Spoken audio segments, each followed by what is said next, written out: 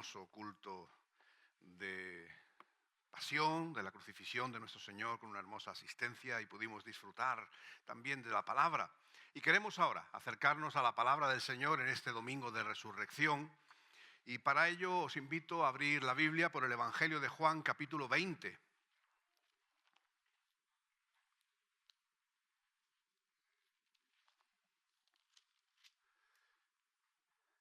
Juan 20 del 1 al 18.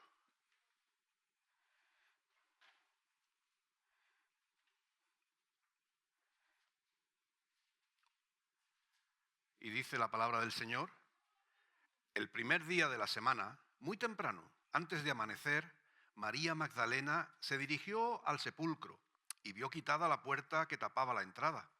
Entonces fue corriendo a donde estaba Simón Pedro y el otro discípulo, aquel a quien amaba Jesús, y les dijo: se han llevado del sepulcro al Señor y no sabemos dónde le han puesto. Pedro y el otro discípulo salieron inmediatamente hacia el sepulcro. Iban corriendo los dos juntos, pero el otro corrió más deprisa que Pedro y llegó primero. Se asomó al sepulcro y vio que las vendas de lino estaban allí, pero no entró. Después llegó Simón Pedro, entró en el sepulcro y vio las vendas, pero el sudario que había estado sobre la cabeza de Jesús no estaba puesto con las vendas, sino enrollado en un lugar aparte. Entonces entró también el otro discípulo, el que había venido primero al sepulcro, y al ver todo eso creyó. Y es que hasta ese momento no habían entendido la Escritura, que dice que era necesario que Él resucitase de los muertos. Después los discípulos volvieron a sus casas. María había permanecido fuera, junto al sepulcro. Estaba llorando. Al inclinarse para mirar dentro, vio a dos ángeles con vestiduras blancas y sentados en el lugar donde había estado el cuerpo de Jesús, uno a la cabecera y el otro a los pies. Y le preguntaron: mujer, ¿por qué lloras? María respondió: porque se han llevado a mi Señor, no sé dónde lo han puesto. Habiendo dicho esto, se volvió y vio a Jesús, pero no le reconoció. Jesús le preguntó: mujer, ¿por qué lloras? ¿A quién buscas? Ella, pensando que era el encargado del huerto, le contestó: Señor, si te le has llevado tú, dime dónde le has puesto y yo iré a por él. Jesús la llamó: María. Ella volvió en sí y le dijo: Raboni, que significa maestro. Jesús le dijo: no me toques, porque aún no he subido a mi Padre. Anda, ve y dile a mis hermanos que voy a mi Padre, que es también vuestro Padre, a mi Dios, que es también vuestro Dios. María Magdalena fue a dar la noticia a los discípulos de que había visto al Señor y que Él le había dicho estas cosas.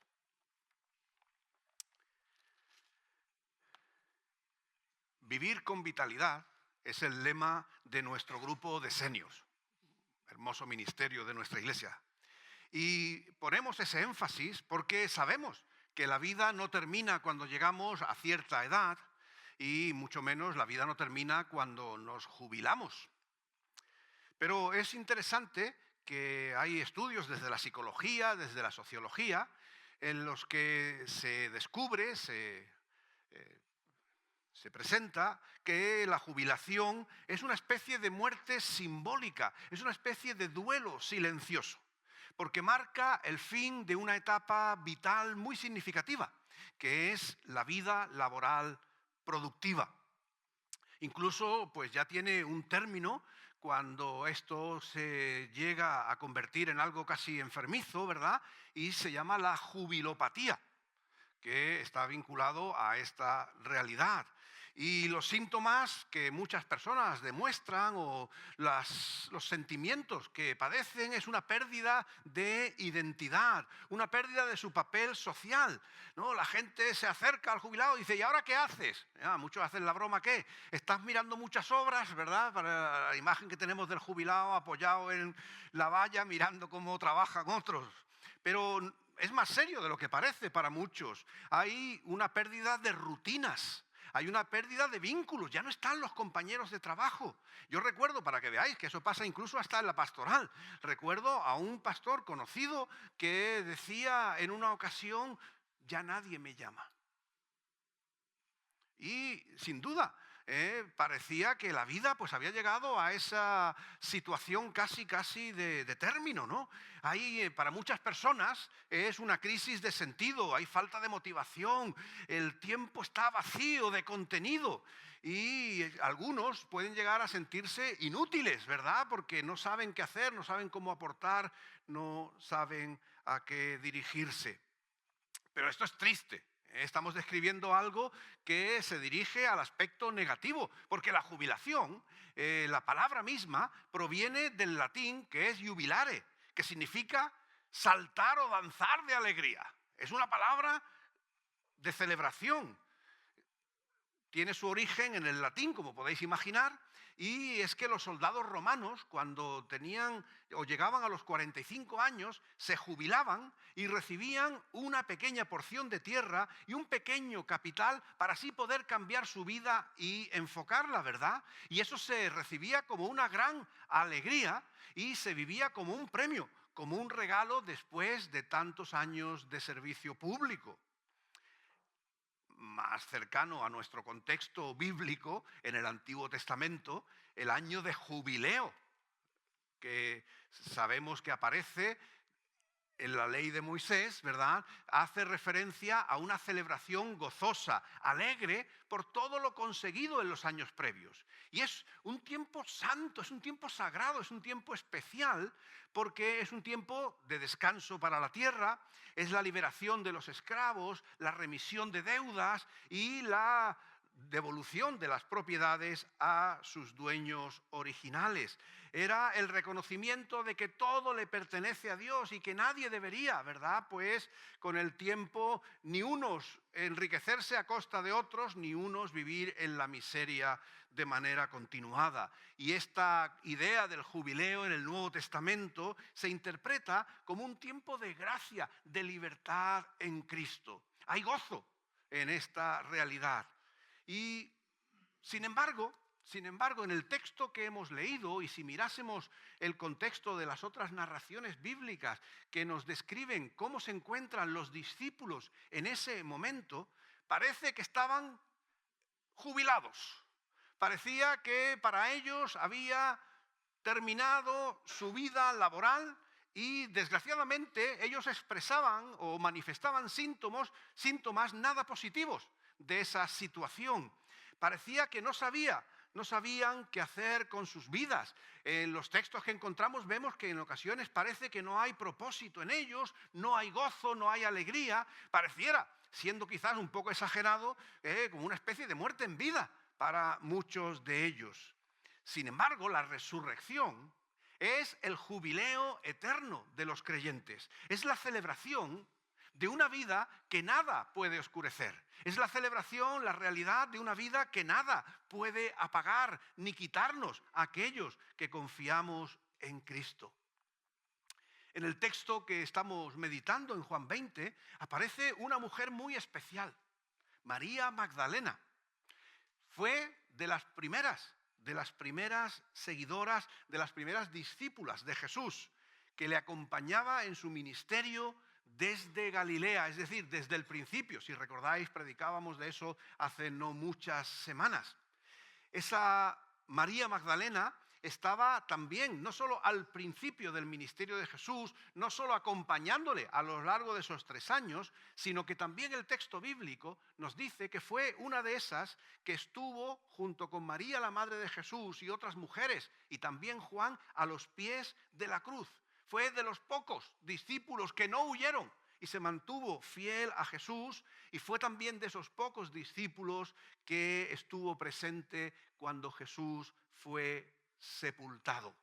Es decir, una mujer pues con una trayectoria de seguimiento, de fidelidad, de compromiso con el Señor como pocos, ¿verdad? Y sin duda un modelo para nosotros. Sin embargo, en el texto que hemos leído de Juan 20, la encontramos llorando. Toda esa permitidme la expresión, toda esa carrera de servicio cristiano nos lleva a encontrarla al final, pudiera pensar ella, a una María Magdalena rota en sus lágrimas, porque vio ese sepulcro donde el cuerpo de Jesús había sido puesto y la piedra había sido movida y el cuerpo de Jesús ya no estaba. Y al no estar ese cuerpo, los discípulos, María, entraron en total desconcierto y además en total tristeza. Dice el pasaje que se fue corriendo a buscar a alguno de los discípulos, encontró a Pedro y a Juan, y estos también salen corriendo, si seguimos la narración, ¿verdad? Van corriendo, el que escribe es Juan, dice salimos juntos, pero bueno, no, lo dice de una forma fina, ¿verdad? Pero como Pedro era más viejete, pues Juan llegó antes, Juan llegó antes y dice que se medio asomó, ¿verdad? A una tumba que estaba vacía. Después llega Pedro, y Pedro ya sabemos cómo es de impulsivo, él no se conforma con mirar, él entró hasta adentro, ¿verdad? Y no había nada, las telas que habían cubierto el cuerpo de Jesús, pero su cuerpo no estaba ahí. Y el texto nos dice que si bien Juan hace una confesión de fe, después veremos en los pasajes posteriores que todavía es muy tenue, la realidad es que los propios discípulos de Jesús, la gente más cercana a él, hasta ese momento no habían entendido, incluso no habían creído en la realidad de la resurrección de Jesús. De hecho, fijaros, si prestamos un poquito de atención al pasaje, Pedro y Juan han entrado corriendo, han visto que no había nada y dice que se volvieron cada uno a sus casas. Ni siquiera repararon en la pobre María Magdalena, que la dejaron allí sola. Pero no fueron los únicos. Versículos después vamos a encontrar al incrédulo, ¿quién? Tomás. Pero no solo eso, seguimos en el capítulo 21 y cuando Jesús se aparece finalmente a varios de los discípulos, la introducción al pasaje es que están allí desconcertados sin saber qué hacer y uno dice, pues me voy a pescar. Eran pescadores, no era una cosa extraña, pero lo dicen como una cuestión un poco por no tener nada mejor que hacer. Y los otros dicen, pues vamos contigo. Aún en este momento, cuando Jesús ya ha resucitado, todavía sus discípulos que no han tenido el encuentro con él, todavía no acaban de creérselo. Todavía la experiencia no ha sido una vivencia real para sus vidas. María es la que estaba ahí llorando a los pies de ese sepulcro, preguntándose qué iba a ser de ella. Y no es una pregunta errónea si ella aún no había experimentado, no había creído, no había reconocido la realidad de la resurrección en su vida. El apóstol Pablo así lo dice. Si el Señor Jesús no resucitó, nuestra fe es inútil, no sirve para nada. Y mira que hay cosas buenas en nuestra fe.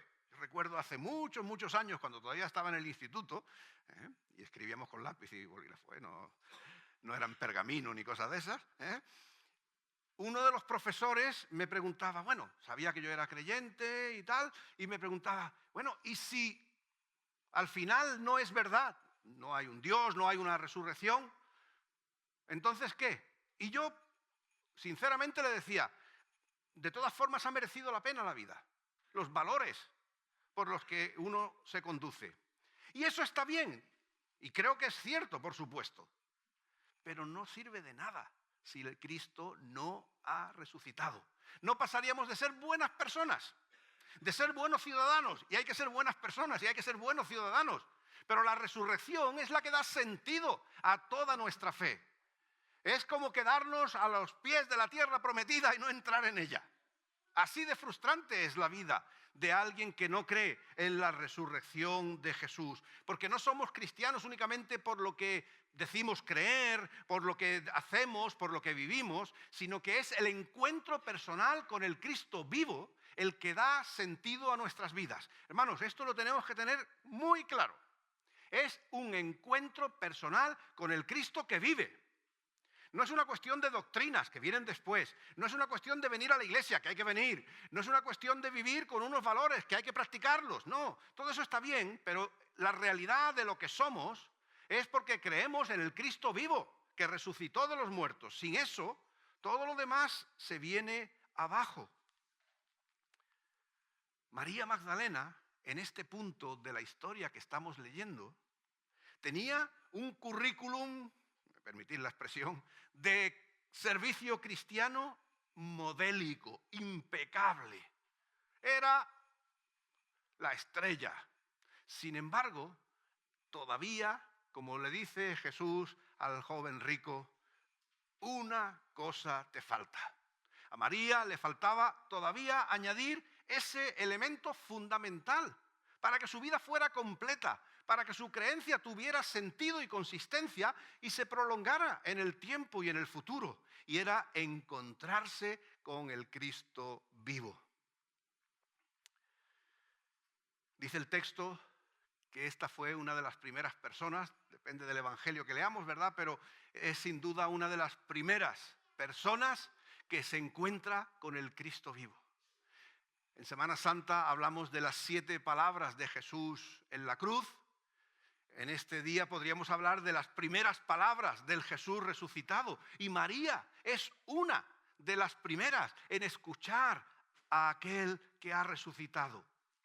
Pero al principio no se da cuenta de lo que está pasando.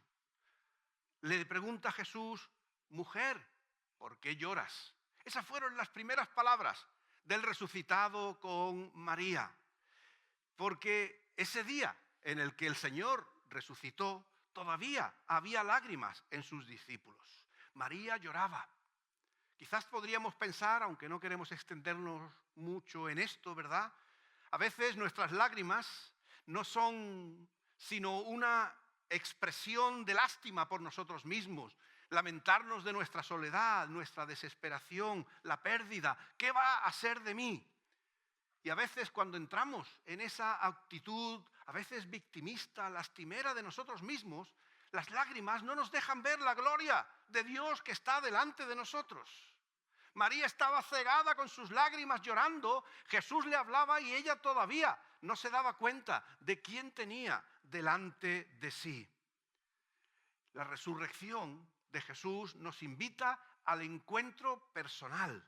Y es ahí cuando nuestras vidas son realmente transformadas. Ya Jesús lo había dicho con anterioridad. Aunque estéis tristes, vuestra tristeza se convertirá en alegría, en gozo. Esa es la experiencia de la resurrección en nuestras vidas. La resurrección es una realidad en Cristo y para nosotros es reconocerle como que está vivo, como que está presente en nuestras vidas. María todavía está ofuscada en su dolor y no repara en quién le habla. Ella piensa que es el jardinero, el que estaba encargado allí del huerto, y le pregunta, ¿dónde lo has puesto? Ella pensaba que había sido él el que se había llevado el cuerpo de Jesús. ¿Dónde lo has puesto? Y yo iré a por él. Gesto insensato, probablemente, ¿verdad? ¿Cómo podría ella cargar con ese cuerpo? Pero el amor brotaba, ese amor por Jesús. Pero fijaros, ella pensaba en ir a por ese cuerpo, ¿para qué? Para volverlo a enterrar. Para volver a llenar la tumba y volver a cerrar la piedra. Porque ella no había todavía entendido que Cristo había resucitado, que la vida había vuelto en la realidad de Jesús. Y es que, y creo que todos podríamos estar de acuerdo en esto, la resurrección sorprende incluso a aquellos a los que les había sido anunciado. Si nosotros hubiéramos estado allí, seguramente hubiésemos compartido la misma incertidumbre, la misma incluso incredulidad de Jesús cuando anunciaba que habría de resucitar. Si tenéis tiempo, y es bonito ir parándose en estos detalles, en nuestras Biblias, en los titulares, en los encabezamientos de pasaje dice, Jesús anuncia su muerte. Pero siempre que Jesús anuncia su muerte, ¿qué anuncia también? Su resurrección. Pero ¿con qué se quedaban los discípulos? ¿Con qué se quedaban los editores hasta de la Biblia? Con la parte de la muerte de Jesús, porque la muerte la podemos entender, pero la resurrección nos desborda, nos supera, y a veces no sabemos qué hacer con ella. Pero es por la resurrección de Cristo que nosotros encontramos esperanza y solución a nuestra realidad de vida. Con frecuencia en nuestras vidas Jesús es la última persona que esperamos encontrar, y por eso tantas veces estamos ofuscados en buscar nosotros nuestras propias soluciones, en hacer las cosas a nuestra manera, porque eso nos parece más controlable, más real, más cercano, y nos olvidamos de que el Cristo vivo está ahí con nosotros, que es por medio de su muerte y de su resurrección que hemos encontrado perdón para nuestros pecados, que nuestras faltas han sido borradas, que nuestros errores han sido sanados. En la resurrección, en el Cristo resucitado, nosotros encontramos una nueva forma de vivir, que no es la vida que teníamos sin Cristo. La resurrección transforma nuestra realidad y nos da una esperanza que nos lleva, dice la Escritura, hasta la eternidad. En la resurrección, el Cristo vivo se encuentra con aquellos que le buscan. Dice el texto, haciendo eco de ese pasaje acerca de Jesús como el buen pastor, que dice que como buen pastor, él llama a sus ovejas, y sus ovejas, ¿qué hacen? Reconocen su voz. Y él llamó a María por su nombre. ¿Y qué sucedió? Que María lo reconoció.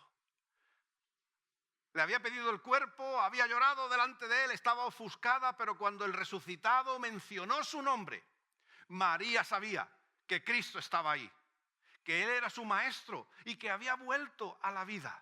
Y ahí ya todo cambió para ella. Dice el texto que se abrazó a Jesús y Jesús le tuvo que decir, vale ya, para, déjame que todavía tengo que subir al Padre, ¿no? Es como diciendo, la vida tiene que seguir. Pero es la vida con el Cristo resucitado. Ya no es la vida de las lágrimas, ya no es la vida del qué será de mí, ya no es la vida del qué voy a hacer, qué tiene sentido, qué tiene propósito, porque en Cristo todo esto alcanza respuesta, porque Cristo vive y la muerte ha sido vencida, la muerte ha sido derrotada. Con la resurrección de Cristo, la historia no termina, la vida no termina, sino que comienza con una nueva vitalidad. Y una vez más, aquella que en ese momento lloraba amargamente por la pérdida de su maestro, ahora es otra vez un instrumento útil en las manos de Dios, una pionera en el testimonio de Jesús a otros. Permitidme la cuña, no está en mis notas, pero no lo puedo evitar. Tanto que se discute, ¿verdad?, el tema del ministerio de la mujer en la iglesia o no. ¿Por qué discutimos con Dios si sabemos que vamos a perder siempre? ¿A quién escogió Dios para que fuera mensajera de que Cristo vive, si no a una mujer? ¿Qué mensaje más elevado hay que predicar que Cristo vive? Y Dios quiso que fueran mujeres las que transmitieran esa verdad. ¿Qué mensaje hay que evitar que las mujeres proclamen que no sea como el que encontramos en este pasaje de ve y dile a los discípulos que yo vivo y que me voy a encontrar con ellos?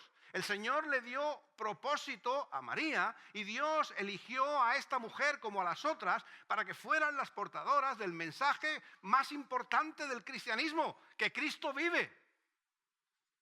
Porque Dios no hace acepción de personas y elige estas situaciones y elige a estas personas para vencer nuestras tradiciones, para vencer nuestros hábitos, nuestras prácticas sociales y decirnos que en Cristo hay una nueva vida.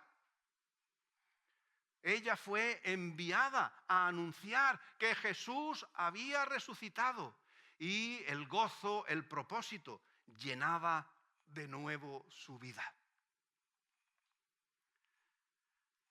La pregunta para nosotros es, ¿qué es lo que llena nuestras vidas ahora? ¿Con qué llenamos lo que somos, lo que hacemos, nuestras expectativas, nuestras luchas, nuestros esfuerzos? ¿Y cuánto dura? ¿Cuánto dura ese algo en el que ponemos nuestra confianza y nuestra fuerza cuando no es el Señor? El texto, cuando entran los discípulos, dice que la tumba estaba vacía. Y nuestras vidas pueden estar igualmente de vacías como esa tumba. Y una tumba vacía, una vida vacía, lo único que trae son las lágrimas de María. Las lágrimas de la desesperación, del sinsentido, del no tener esperanza, de no encontrar consuelo. La invitación de la palabra del Señor es al encuentro con el Jesús vivo. Ese que sabe tu nombre y que te llama por tu nombre. El que puede, sin duda, transformar tu realidad. Más allá de tus esfuerzos, más allá de tus propósitos, de tus ambiciones o de tus desencantos, de tus desilusiones, de tu falta de sentido en la vida, sea lo que puedas estar viviendo, Cristo llena de propósito la existencia. Por eso, hoy es día no de jubilarse en ese sentido dramático como que algo termina, sino que es un día de júbilo, de gozo, porque estamos celebrando con la resurrección de Jesús, que no termina nada, sino que empieza todo con el encuentro con Él resucitado. La obra no está completa hasta que se llega al final. Nuestras vidas cristianas no tienen sentido hasta que se llega al punto del encuentro con el resucitado y dejarle a Él que sea el sentido, el propósito, la motivación de nuestras vidas. Porque al final lo que está es la vida eterna. Y esa vida eterna el Señor la ganó para nosotros por medio del resucitado. A aquel a quien Dios levantó de los muertos para que en Él, tú y yo, podamos tener una vida plena, una vida satisfactoria, la vida que solo Cristo nos puede dar. Así que, queridos hermanos, celebremos la resurrección. Vivamos con intensidad ese encuentro con el Cristo vivo, que da sentido a lo que somos, que da propósito a lo que viene por delante y que nos abre las puertas a esa vida eterna que nada ni nadie nos puede dar, pero que en Cristo nada ni nadie nos puede quitar. A Él sea la gloria. Amén.